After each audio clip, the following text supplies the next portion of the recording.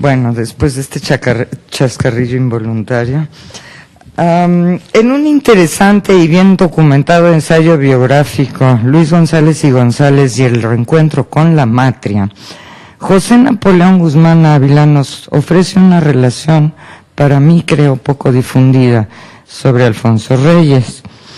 Al preguntarle a un contemporáneo de don Luis, Israel Cavazos Garza, acerca de los recuerdos que tenía don Luis sobre de su paso como estudiante por el Centro de Estudios Históricos del colegio, rescata lo que le refirió el oriundo de San José de Gracia, en cuanto que tanto él como sus compañeros estaban impresionados por la sabiduría de Reyes y la autoridad de Cosío Villegas.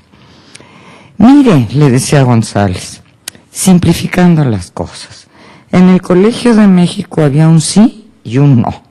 El sí lo representaba don Alfonso Reyes y el no, Daniel Cosío Villegas. A don Alfonso Reyes se le decía, don Alfonso, yo quisiera hacer un viaje a la luna. ¿Podría tener posibilidades de eso? Don Alfonso contestaba, sí, cómo no. Vamos a ver cómo logramos conseguirle recursos para que vaya a la luna. Él decía siempre que sí, pero don Daniel era el que siempre estaba oponiéndose al camino que uno había tomado. Él creía que la misión básica del que estudiaba era estudiar. En una ocasión, Enrique Florescano trató de formar una sociedad de alumnos del Colegio de México. Entonces invitó a don Daniel a reunirse con los estudiantes en el auditorio ya del nuevo colegio. Don Daniel dijo que sí, con mucho gusto. Se presentó y Enrique Florescano le dijo, maestro, antes que nada quisiéramos saber, ¿qué derechos tenemos los estudiantes de esta institución? Don Daniel dio un manotazo en la mesa y le dijo, derechos, ninguno. Ustedes solo tienen deberes. Huelga decir que ya no se hizo la sociedad. Bien. Pero no obstante la anécdota, que sin duda es una muestra de una larga serie, don Alfonso, si bien sabio, distaba mucho de solo ser un personaje generoso y bonachón que se encargaba de ayudar a los estudiantes que recurrían a él con alguna petición. Como decía el multicipadre Pedro Enrique Sureña, se puso íntegro a sus labores porque no sabe ponerse de otro modo en nada, pero suspiraba por la pluma libre, para la cual le quedaban ratos breves. El trabajo del investigador, el erudito, el filólogo, aprisiona y devora. De ahí que, como se sabe de la curiosidad ilimitada, indagaciones e infatigable trabajo literario y crítico de Reyes, nos han quedado sus obras completas, que ocupan la nada desdeñable cantidad de 26 tomos que contienen 13.404 páginas. Sabido es que su obra se caracteriza por ser producto del rigor y la investigación, de la lectura constante y la erudición adquirida durante largos años de consulta y estudio, amén de su labor como ensayista y poeta. Interesa aquí sus Letras de la Nueva España, publicado por primera vez en el 46 por la Secretaría de Educación Pública. Coincidente con la utilísima recopilación comentada y rescate invaluable de poesía de la Nueva España, Poetas Novohispanos, de Alfonso Méndez Plancarte. Ambos estudiosos estaban en contra del tipo de crítica decimonónica como la de Francisco Sosa, que opinaba que Sor Juana era un ser privilegiado, era un talento superior, era uno de aquellos seres en quienes la naturaleza se recrea, adornándolas con sus mejores galas, pero que siguió la extraviada senda de los escritores de su época y por eso desluce en sus poesías los enmarañados conceptos, las voces altisonantes, los adornos postizos, las oscuridades del pensamiento y todo ese cúmulo de defectos que encontramos en los imitadores de Góngora. En Letras de la Nueva España, la actitud del escritor regiomontano, lejos de entrar en diatribas ante los bagajes sesgados y cargados de prejuicios de antaño, es diametralmente opuesta en cuanto a que su intención es hacer una investigación seria de los ambientes culturales y de las épocas, y así rescatar a muchos de los escritores de los siglos XVI al XVIII, poniéndolos en su perspectiva propia, comentándolos y a veces hasta salpicándolos con amenos guiños hacia el lector. Como bien apunta María Dolores Bravo, muchas de las percepciones de Reyes se han cristalizado en espléndidos estudios históricos, lingüísticos y literarios desde entonces hasta nuestros días. La vastedad de sus observaciones recorre desde la profundidad y la certeza de juicios que sólo otorga el conocimiento que posee un lector magistral, hasta las apreciaciones impregnadas de humor sutil y de ironía deliciosa. Es así como Reyes aborda una visión de nuestra literatura virreinal que sigue siendo tan válida y vigente como en 1946. Sin embargo, debido a la multiplicidad de intereses que circundaban la mente de Reyes, no faltó quien lo criticara por no interesarse demasiado en la literatura mexicana. El recordado José Luis Martínez se ocupó de aclarar: no asiste más justicia a otra de las censuras que recibía Alfonso Reyes, pues olvidando que los estudios que dedicó a la cultura mexicana, desde aquel juvenil y ya brillante ensayo sobre el paisaje en nuestra poesía del siglo XIX, hasta su tratado de las letras de la Nueva España, bastarían con creces para formar el prestigio de uno de nuestros escritores, olvidando también que esas páginas suyas guardan síntesis, juicios y llamadas de atención imprescindibles para la comprensión de nuestro acervo cultural. Algunos críticos, celosos de la atención que él concedía a otros territorios del espíritu, se empeñaron en crear la leyenda de un Alfonso Reyes extraño a su realidad cultural. Y comentar asimismo que el libro de Reyes sobre la literatura novohispana no recibió la atención que merecía, pues es un volumen cuya importancia en nuestra historia literaria parece no haber sido advertido del todo. Letras de la Nueva España ofrece no solo el mejor y más lúcido panorama hasta hoy existente sobre nuestra literatura colonial, sino que entrega además una exposición llena de interpretaciones originales y fecundas acerca de la literatura prehispánica. Para Reyes, la literatura hacía un servicio a los seres humanos y eso pretendía él mismo. Al orientar su saber y sus actividades a sus congéneres, enseñándoles y guiándolos por los senderos del estudio y la exposición de escritos, tanto griegos como latinos y mexicanos. En su Génesis de la crítica, plantea una definición de la literatura y su intención al estudiarla. La literatura, nos dice, ha nacido como un servicio social. De aquí que importara recogerla y en cierto modo venerarla.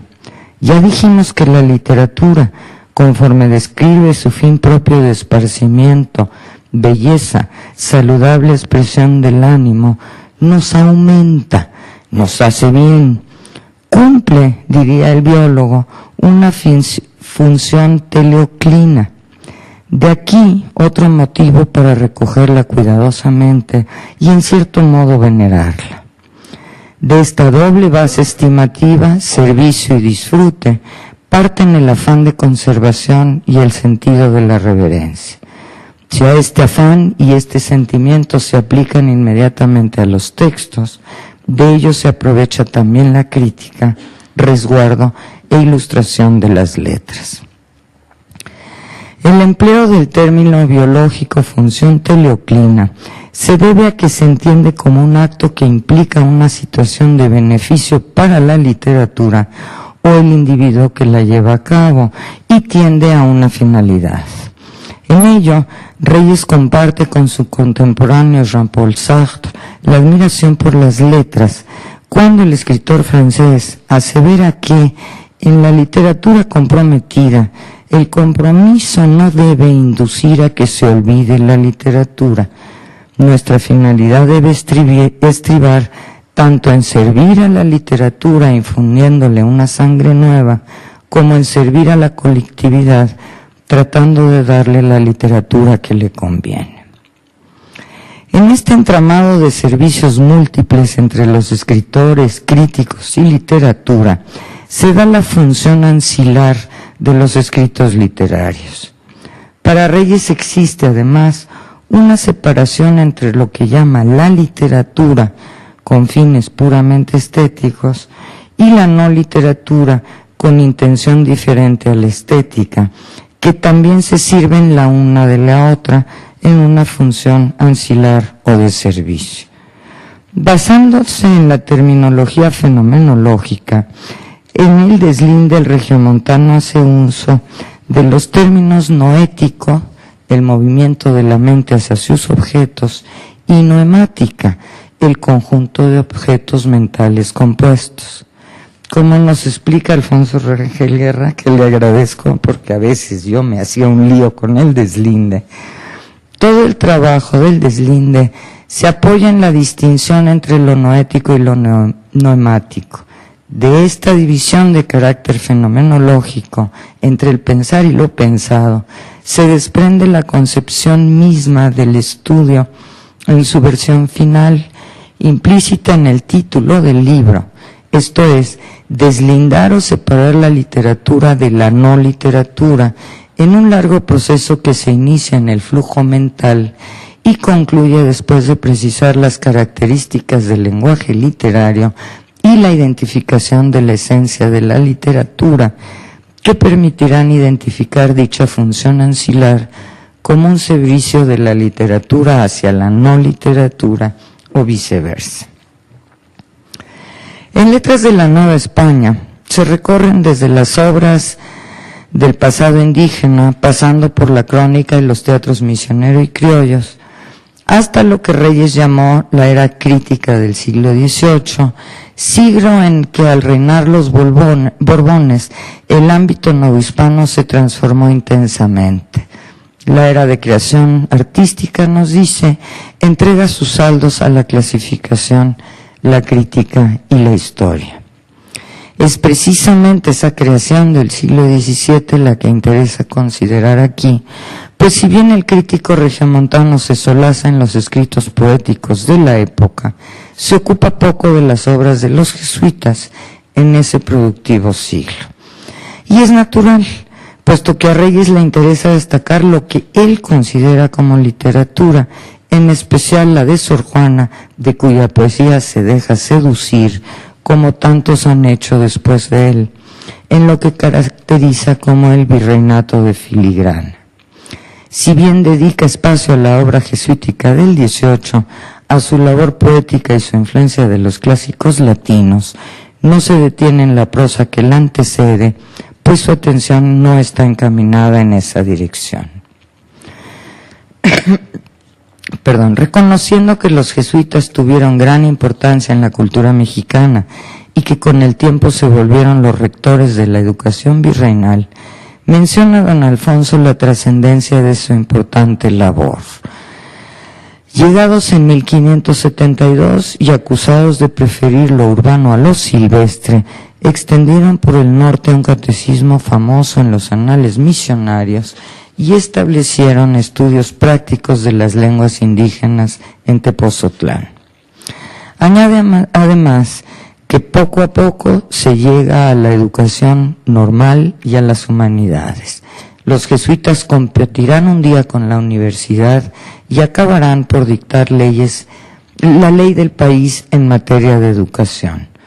Pronto se crea entre los indios una población escolar que no solo habla y escribe en español, sino también en latín.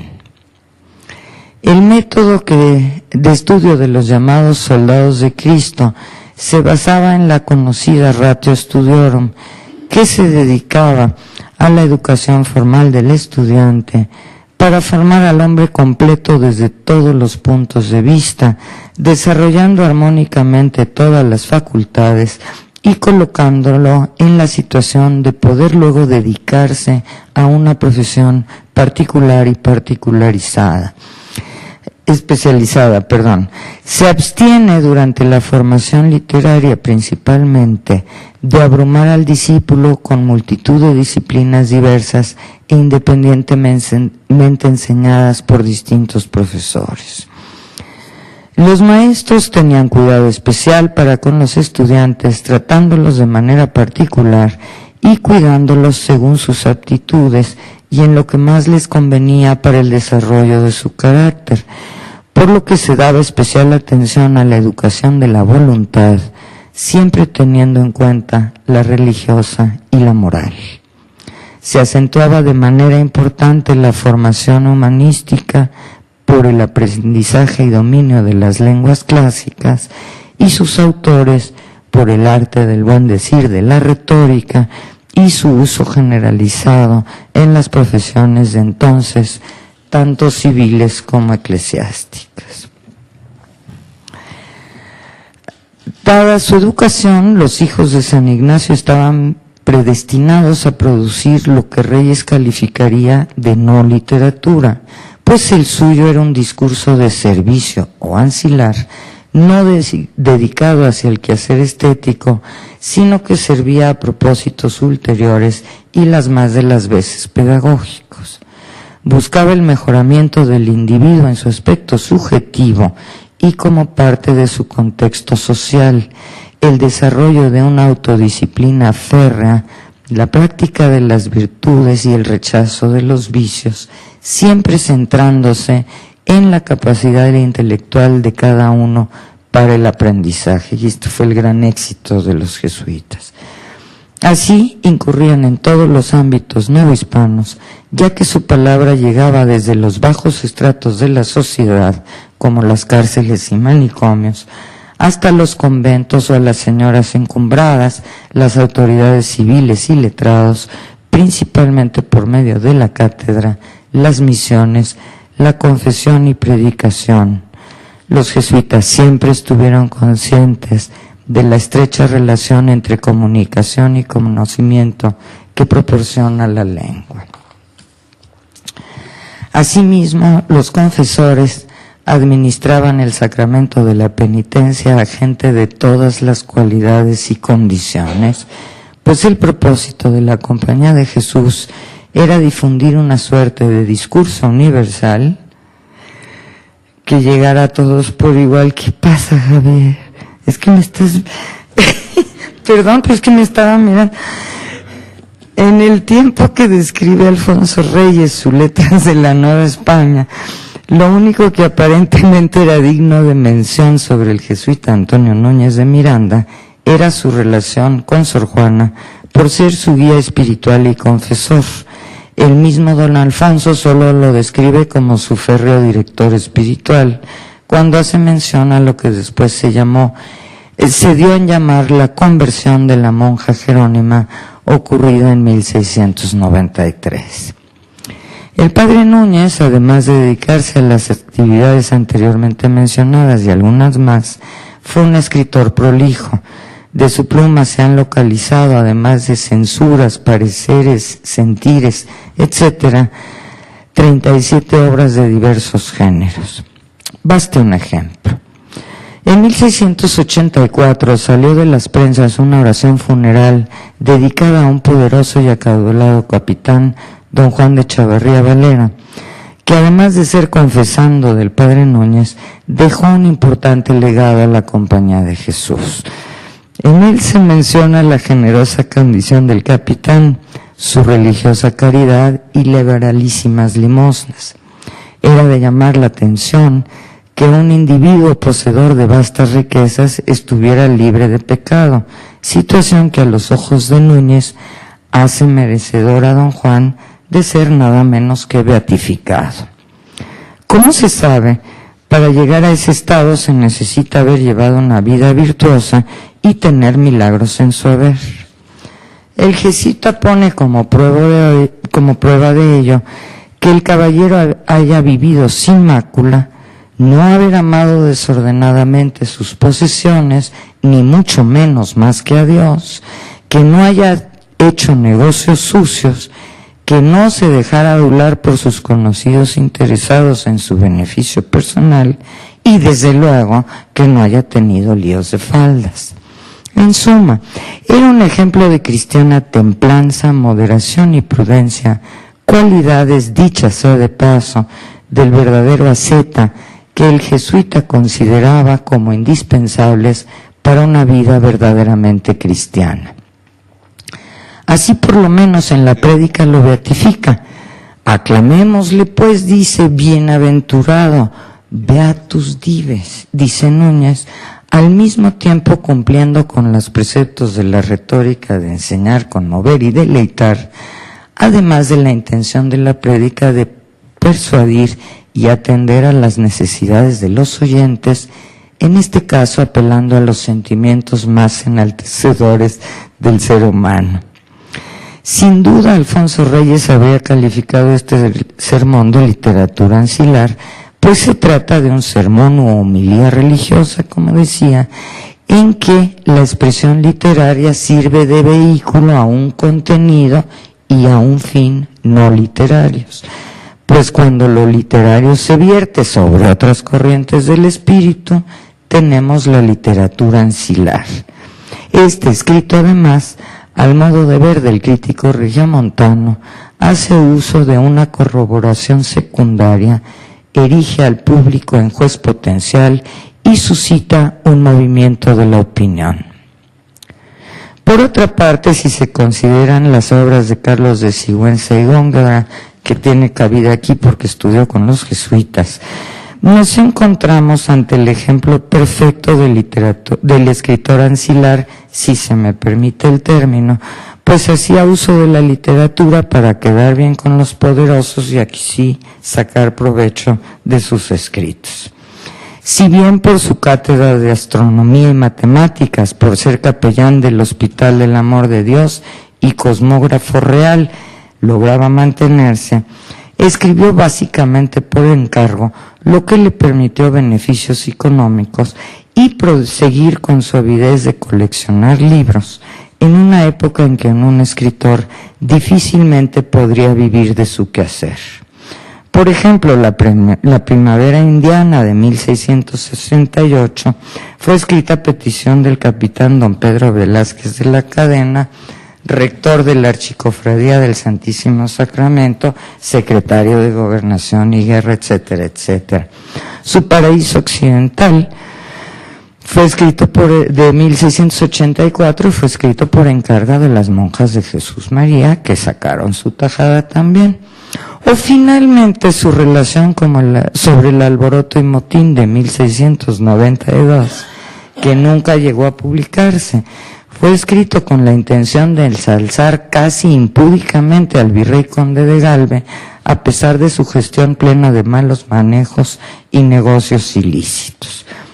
Sea como fuere, es claro que la literatura de carácter religioso o escrita por miembros del clero regular o secular, en el ámbito estudiado por Reyes estaba destinado a ser no literatura o de asistencia, pues está al servicio de la catequesis, ya que todos los conocimientos resultan ser ancilas para el conocimiento de Dios y enciclopedia y lo divino, pero creo yo que tenemos que rescatarlas. Muchas gracias.